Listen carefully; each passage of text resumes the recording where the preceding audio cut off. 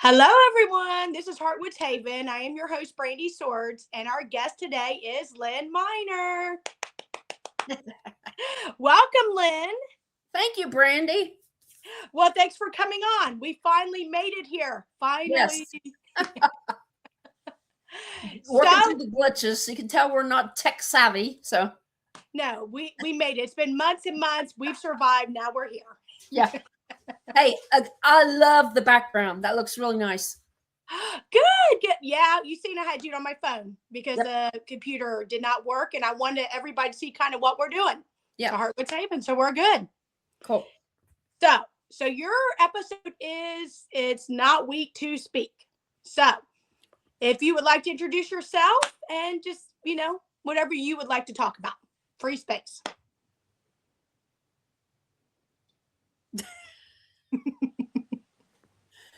Hi, everybody. I'm Lynn Miner. I'm a grateful recovering alcoholic, a suicide attempt survivor, and I'm doing my best to channel my pain into purpose. And so it's a lot of what I think Brandy may have asked me to come on here. So, and it's not weak to speak at all. So, yeah. And that's how I felt. I wanted this safe space where we could just kind of get on here, laugh, cry, just do whatever we want. Yep. And we talk about this all the time. I think we really should be able to just speak up, Yes. Mm-hmm. So what was the turning point with you where you decide that I'm going to speak out? I'm not going to hide the way I feel, what's going on. Well, I think it really started coming about when I started feeling better about, 2.5, 3 years ago.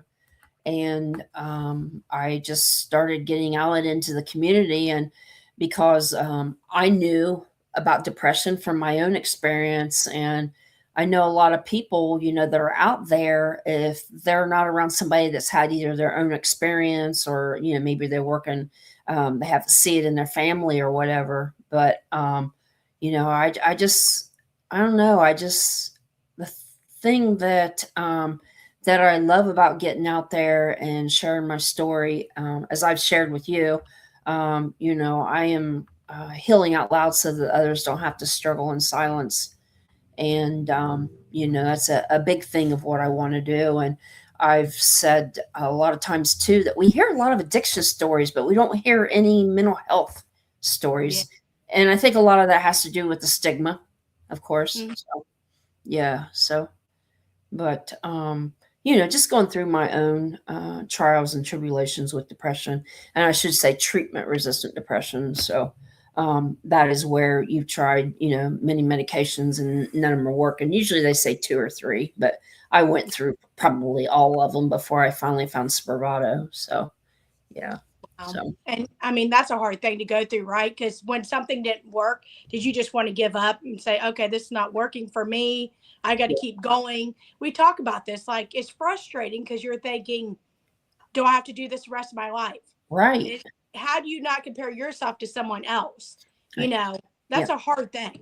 Yeah. Mm-hmm. And it was in the beginning, it was really hard. I was comparing myself and thinking, nobody knows the pain that I'm feeling or what I'm going through. And, part of it was being able to break that silence and talk with others, mm-hmm. and share exactly what was going on with me. Because I know the stigma of mental health really held me back a lot too, because, just a lot of the times I kept hearing people, you're a weak person, Lynn, you're weak, and I might have a partner with me here. What are you doing? I figured my cats were going to join too, but they're not here. So I was like, I know when I was with Pages from Rock Bottom, he kept walking all around here on my. Yeah, I kept waiting for him to make a mugshot right in front of the camera. And I was like, oh, well, it's a girl, right? I keep saying, you are not going to wear them. No. And, the biggest thing is I definitely want you to share your story about the brick. I think that's so powerful. Okay. So please tell us about that. Well, in September a couple years ago, like I said, when I started feeling better, I had thought that I was going to do a suicide awareness walk, a challenge that I'd seen on Facebook. And so I decided that I was going to do it with my dog, Mello. And what I did was I had went behind my garage and I had some bricks back there, and I grabbed a brick, and on the brick I put those things that I would say to myself when I was depressed, or I'm a god awful person. Nobody cares. Nobody knows what I'm going through.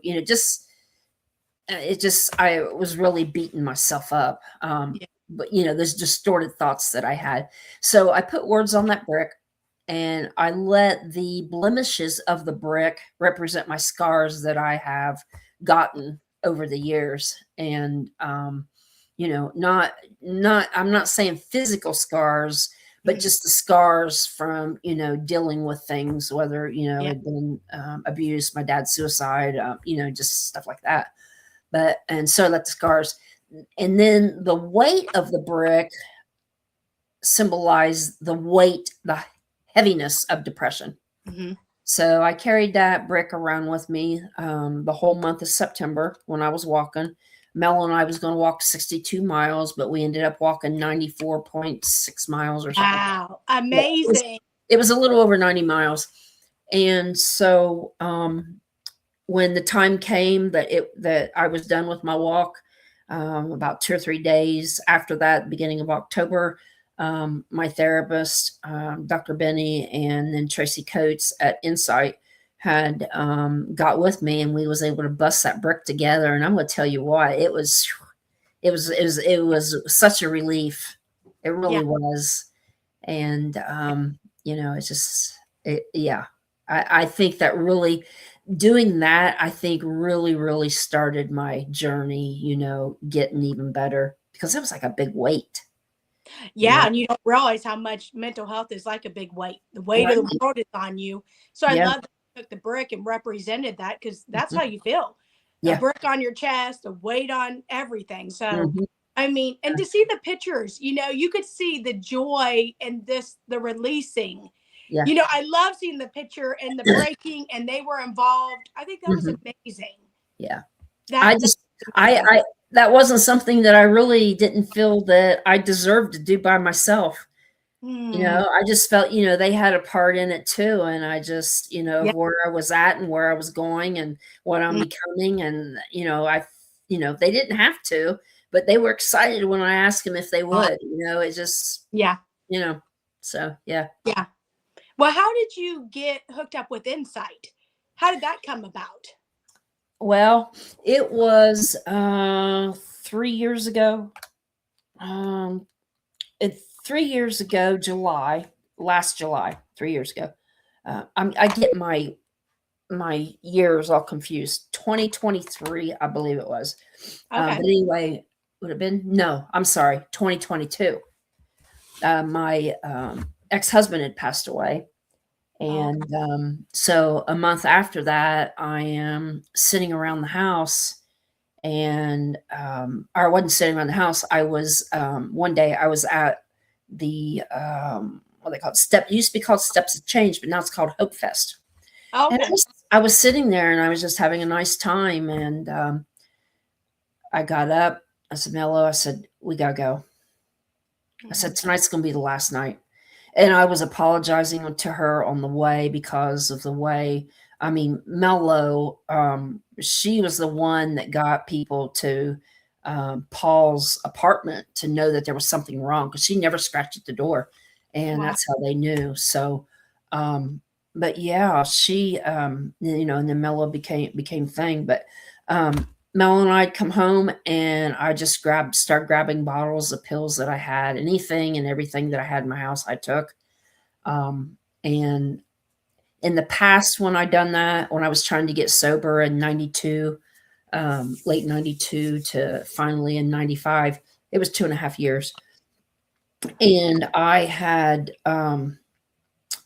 those times I had 12 suicide attempts during that time, that two Mhm. and a half years. And I was always, after I'd done something, I was always calling the crisis center, and they would get the emergency squads to me every Yeah. time. So, but this time was different. I just knew, I just knew that it was it. That was going to be it. So, but I took everything I had, and I was just literally pissed off when I Yeah. woke up the next morning. I was very pissed because I didn't die. So now that I look at it and have had some recovery from all of this under my belt, it's like, God has something in store for me, to do something. So, Yeah.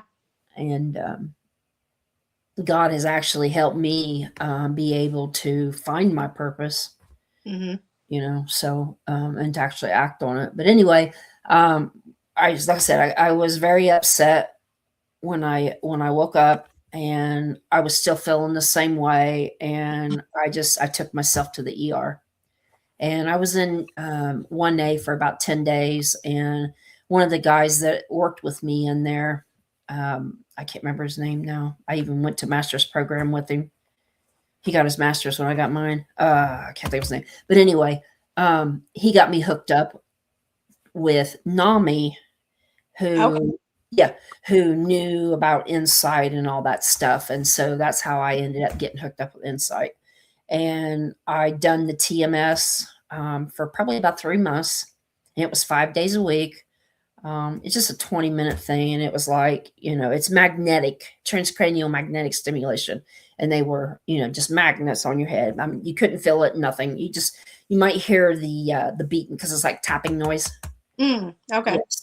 And they give you earplugs for it. But that didn't seem to work for me. And then a year went by, and then come to find out they was going to start Spravato. And that's when I was, started getting better, when I started that Spravato. So, yeah. Wow. Yeah. I had suicidal thoughts for over 30 years, every day. Every day. I mean, it seemed like it was relentless, Mm-hmm. So yeah. I mean, it's just heartbreaking, because it's like you go through so much, and then you're just trying to find an answer, and then something like that. Yeah. And I never heard of it until like we really talked about it. You don't know till you talk to someone that's kind of going through it, has done the procedure, because I didn't know. Yeah. I had to read, and it was so nice because I got to take a tour. She took me in there, just seeing everything so you can understand more. It's like at the special room, the one you like. And Yeah. I was like, that's awesome. I'm Yeah. like, there's such kind people. I mean, And I'll tell you what, I have high regard for them always. They are all just, I have never been around such a wonderful mental health staff as them. I mean, it's just been, and then of course, I don't know who Dr. Benny thought she was, that she would move away. Daggone it, she's supposed to stick around and watch me grow. Yeah, she's supposed to see this chapter. Yeah, exactly. You're missing it.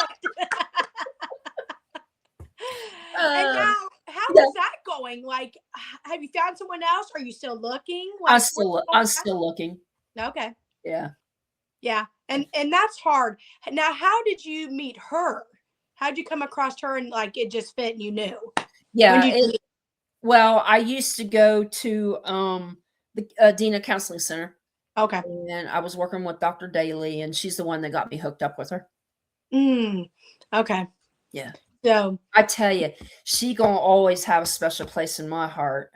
Oh. And you know what? It's been, let's see, she left at end of June, so July, August, September, October, November, December, January. Man, she's been going 8 months. But I still hear her voice. Yeah. So that's working. So that's like, there you go. So that's helping you. Yeah. I mean, it's amazing and I mean, can you look back, like we talked about having journals and things like that, to see how far you've come? Yeah. I mean, I think that's amazing. I wished I would have fully kept with doing the Spravato. But about after a month or so, I kind of quit because I was feeling better, and I just, felt like I didn't have anything to write about, I guess. I don't know. But but anyway, I had done the Spravato for a while, and then had to quit it because I had some health issues going on. That was in 2024. And I was off work for 6 months, and going through that and trying to figure out what was going on with my health. And I tell you, I could tell it within no time. I mean, my depression went so fast. Wow. It just literally bottomed out again. It got very scary there for a little bit. Yeah. Wow. So, yeah, I got started back up on it, and I've been doing extremely well with it. Yeah. And a lot of people, the Spravato, what it does, it repairs the glutamate neurotransmitters. Hmm. Yeah, not the serotonin and all of Okay. that. It's a different part of the brain, the glutamate neurotransmitters. Okay. So yeah. So Wow. And see, I wouldn't know that. yeah. And that's what I said. I think it's an amazing place. And I mean, we have a lot of different places here in Chillicothe, but that's the first place I've heard of with all that kind of treatment. Yeah. Hear And about counseling and all this, but not that. yeah, and I mean, the closest you're going to come next, I mean, if we don't have it here, it's 50 miles away. Yeah. Yeah. And they're talking about expanding, right? Making it bigger. Well, they need to do something. Have you seen a lot? Yeah, I was going to say. I told her. Yeah. When I started, that Spravato really started working for me. I told Tracy, I said, "You guys are going, you're going to need a bigger place." And then, of course, the chairs started getting extra chairs in the rooms. Yes. And, Yes. Oh, yes, it's awesome in there. Yeah. Yes. Yeah. Mm-hmm. Oh, I know. So yeah, they're awesome.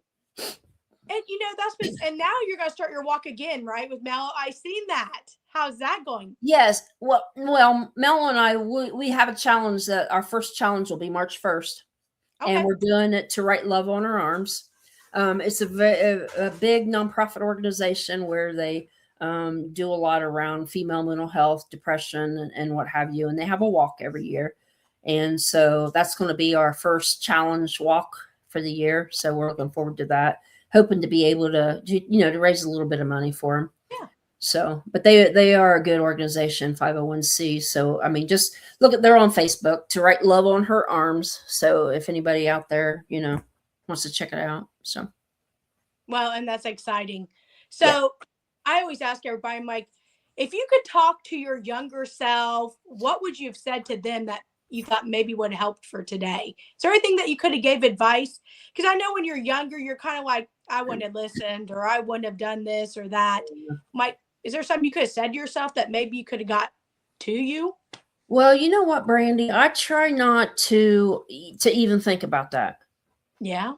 I mean, I'm one of the people, I think I need to look at my past to remember where I come from and, where I've been and how I've got through it and what have you. But I have a lot of people that ask me, they would say, "Lynn, don't you wish you'd known this years ago?" And it's like, I mean, sure I would, but no, but where am I now?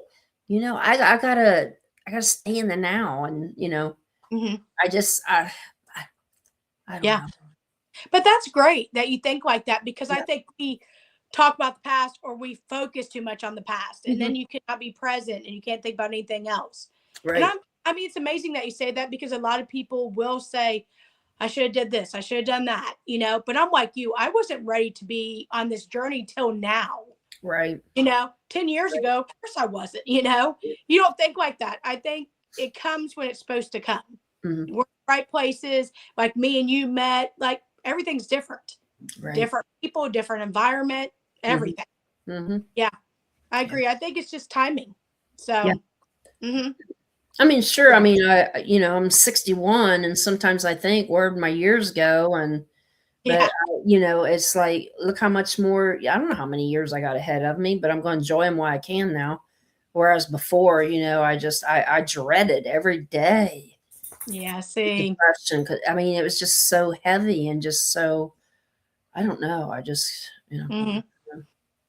So, like now, when you have them heavy days, what works for you? What helps you kind of get out of your head or just breathe when you're having them kind of days?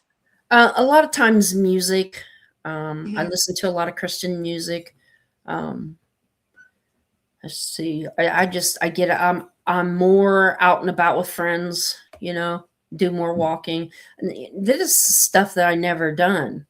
Okay. I mean, I did it, but not to the extent that I do now. Mm-hmm. I mean, I was thinking the other day about September last year and everything that happened in the month of September. We had the You Matter Day, and then we was Ruck 22. Ruck 22 was in September, and then the recovery rally. And it's like I was always on the go with something in September, and I enjoyed that. Yeah. I don't know if you feel like I did, but when everything seemed to come, it didn't come, it felt like it came to a halt. What are you doing? Quit that. Uh, when all the activities were done, it's like, what, what do I do now? I know. and felt guilty because I was sitting around and just Yes. still walking, but yeah. Yeah. I feel the same way. I'm like, I have this time. What am I doing? Yeah. I'm like, oh, I got to do something. Why am I not planning this or doing something? Because I'm like you, there was so much going on and we were go, go, go. And now Yes. I'm stepping back going, okay, what do we need to focus on? What do we need to do? Right. Yeah, it's a weird thing. It is. But Mhm. that's one of the things. I just want to touch real quick on what the Spravato has done for me. I think I've shared with you once before. I was walking through the park one day Mhm. and was just really taken in all the beauty of the park, which I didn't before. Of hearing the birds chirping, the leaves on the trees, the clouds in the sky. I mean, I didn't pay any attention to that. Mhm. I mean, it just even, being in that atmosphere. I mean, I cried because I was just so grateful that I was able to see that. You Yeah. know, and the motivation that I have now, I Mm. didn't have anything before. Yeah. That's how much your mind can affect you. You see. Yes. Yeah. Yeah. I love being outdoors. Of course, I don't like to wear shoes. I like to be barefoot everywhere I go. Can't do that now. But I'm like you. Now I'm trying to really get into nature, being grounded and just looking around, Right. seeing things instead of trying to get this, get that, Yes. move. I'm finally saying I need to take the time to breathe, look at things, feel things, because before I was just always on the go, I think. Like Right. you're doing this with someone, this and this, you're always worried about, who has this, whatever. And now I'm really focusing on myself. Right. And that was a hard thing for a long time for me because I'm one of the people person, I'm like, I want to be out with everybody, talk to everybody. But then when I was alone, I'm like, my thoughts were my worst thing. Yeah. You think horrible things. You're like, why am I talking to myself like this? You're not going to talk to someone else like that, but we do it to ourselves all the time. It's horrible. I'm sorry. What are you doing? He's getting ready to jump on the third shelf of the TV. Well, he's like, hey, you're not showing me attention. I need to go. Get your hell out of here. Yeah. So, but yeah, the Spravato has just been. I mean, I could go on and on what all it's done for me. It's even been able to be able to talk about things that I couldn't talk about before. Yeah. And I think that was kind of around the stigma too, and people telling you're weak. You just kind of, or I did. I focused on, okay, people are telling me I'm weak. That means I'm not supposed to talk about anything. Yeah. And I think that's a big thing. Yeah. I mean, and that was the family that I was raised in. You don't talk about anything. Well, I think that's the biggest thing because it's like everybody wants to be happy and all the good times, all that. But when it comes to the bad times, people get tired of hearing it. We've talked about this. Like you would talk to someone and after a while they're like, oh, here they come. I really don't want to hear this again. And then you kind of feel like a burden.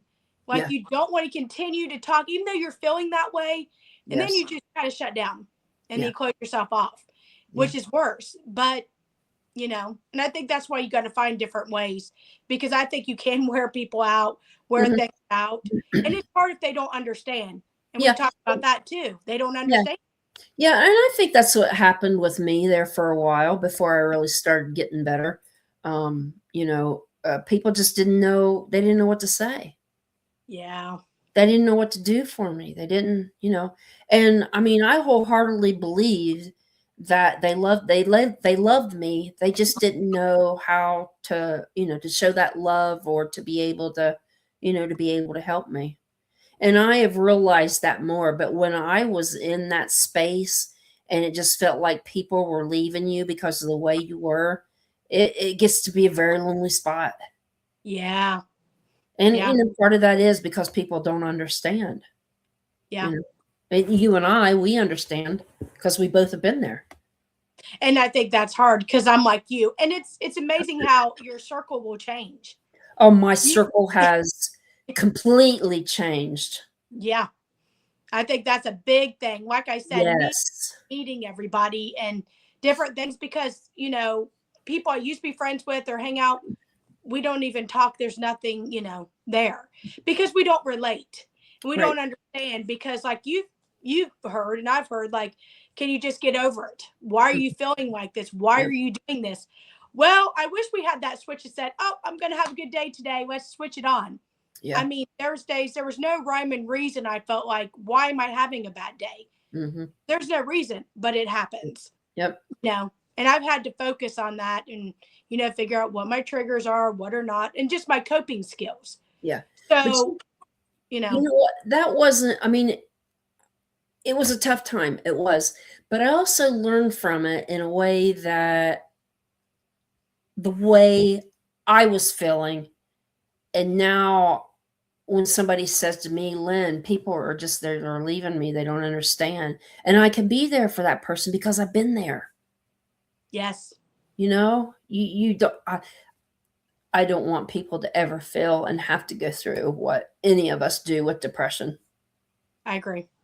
But I want to be there because it can be an awful, lonely, dark place. Yeah. It's like a shade. It's like a shade gets pulled down. And it is. And I feel like that because I feel like people are, you need someone that's just going to sit with you like we talk about. Right. Just someone that's going to be there. You don't have to solve my problems. Right. But the thought that you're just going to sit beside me. We don't have to talk. We don't have to do anything. But it's just, you feel so alone and isolated and just, it's an awful feeling. Yes, it is. Yeah. And I'm like you. I just want to be there. If I can't do anything else, at least I'm there. Yeah. Trying, Yeah.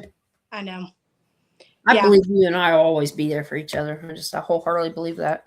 It's interesting the connection that we have formed. It's just, I don't know. Well, and I think God put us there because like we were in two different worlds, never knew each other, and then boom. Yep. So we just hit it off. Yeah, exactly. And we always have to have fun and do whatever. So I think that's what it is. So my last question is, what would you say to someone right now that is afraid to speak up or do different things or like watching this and go, what do I do? What's my next step? They just don't know what to do, I guess, or who to talk to. Well, the first thing, I hope that they realize that it's okay not to be okay. Yes. I know for me, a lot of times when I felt depressed or whatever, a lot of times too, is not only people saying you're weak, but when I would hear that, it was like, oh, okay, so this, this isn't bad. This isn't, like I was just supposed to go on with my life like nothing's there. And I think what happened for me for a lot of times is that, and I think what happened to me because when I had my last suicide attempt, that I was pushing and pushing and pushing things down. I just couldn't talk,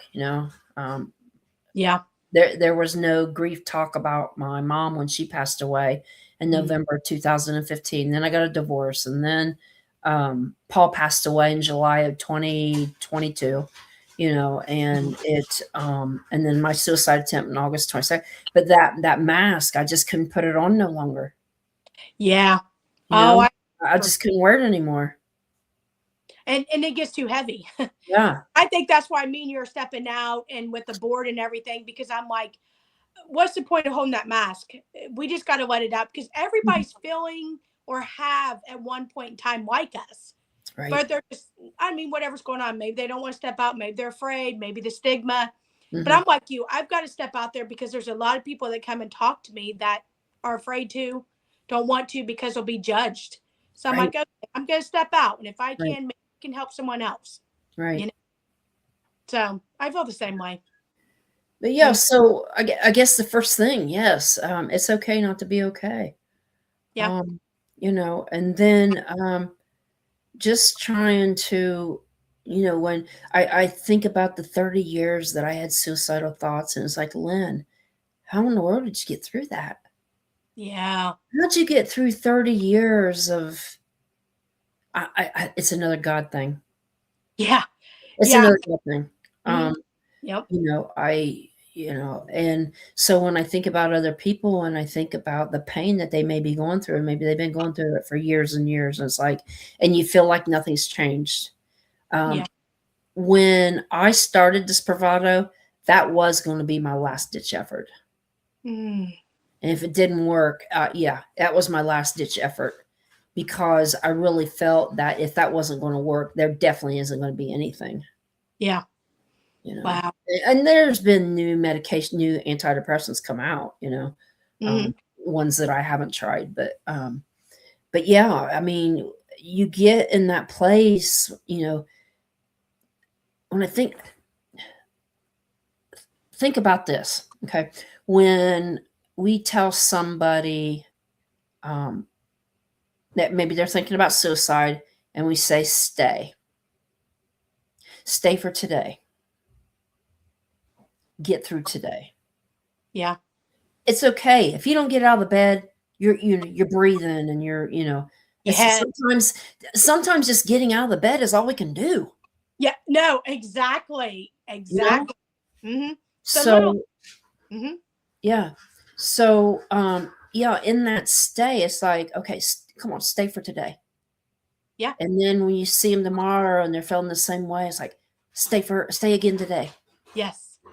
And I think what it is, you just have to take it one day at a time. Mm-hmm. Look at what's going to get you through this day. Yeah. I know my pets have been my greatest, especially Mello, because I got Mello shortly after Paul passed, and I had Mello when I had my suicide attempt. So, but I don't know. Yeah. Reach out. It's not weak to speak. And I think we need to, and like we said, like we decorate our Jeep. So I love it when people always come by and like, oh, you matter. Yeah. And like you are always awesome, because we go somewhere or wherever you're at, you're one to dance and you matter and out there.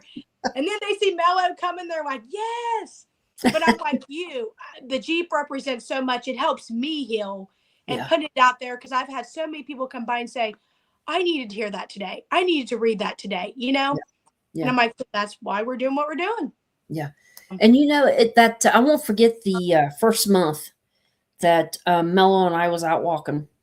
Mm-hmm. It was actually, I think, in August of that year when we first started walking. And in September, it just got to be on and on and on.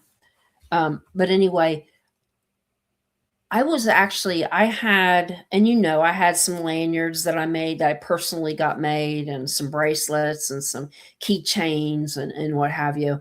And I was putting them in them little sandwich baggies, or treat baggies, or whatever they call them. They're smaller than a sandwich baggie.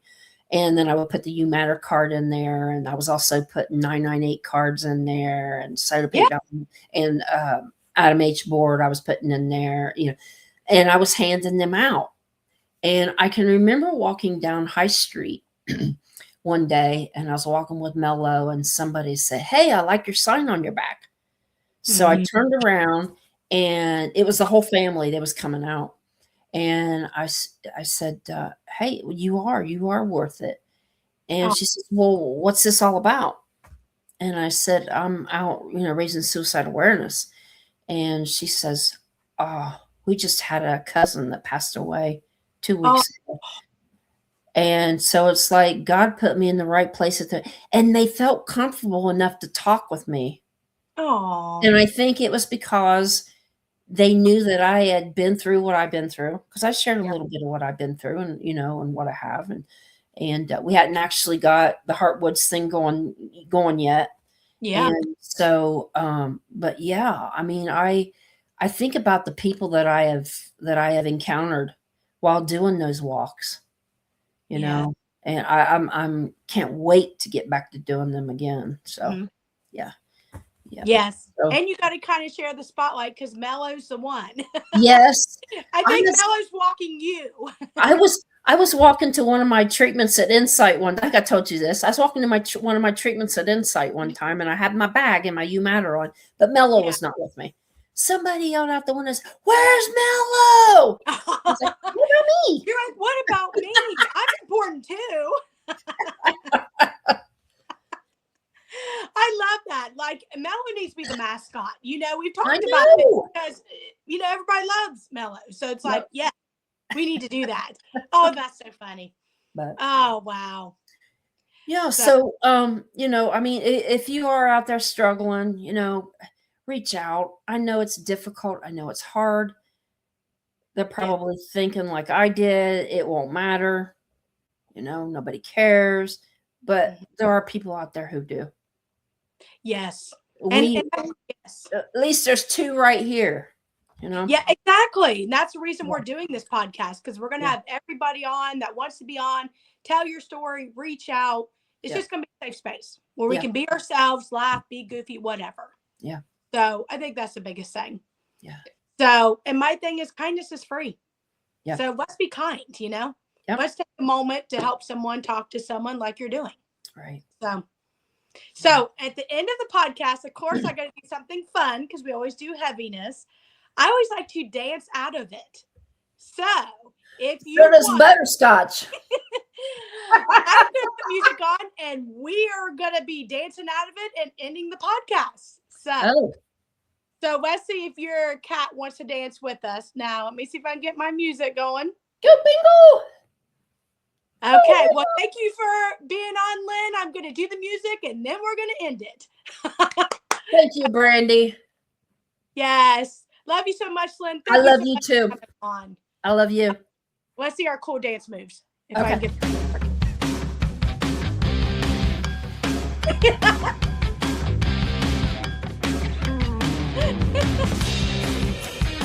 You're awesome, Lynn.